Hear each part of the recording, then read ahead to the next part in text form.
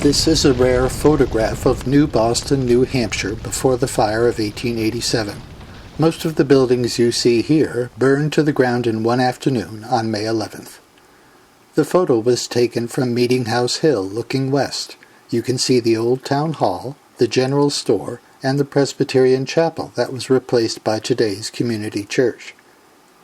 The fire began when a spark from a small factory landed in dry hay in the stable of Atwood's general store. Fanned by strong winds from the northwest, the flames spread to the general store itself and leapt across the street to the Baptist church. That church was on the town green where the gazebo is today. Soon the town hall was on fire as well as the engine house. The engine house was the fire station, which you cannot see in this photo. It was between the town hall and the general store. The Presbyterian chapel burned, as did the school which was next to it, just off camera. 6 or 7 houses on this side of the river burned too. Men hurried to the engine house and pulled the fire engine to the scene. This was the hand-pumped Constitution No. 2 that's now in our museum.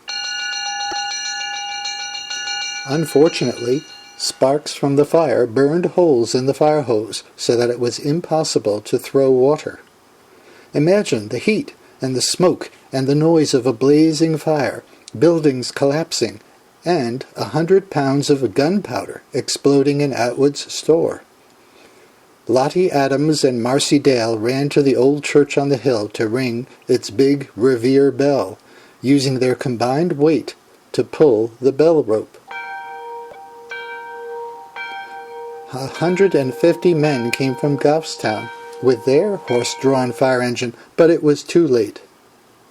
Here is the village after the fire, again looking west.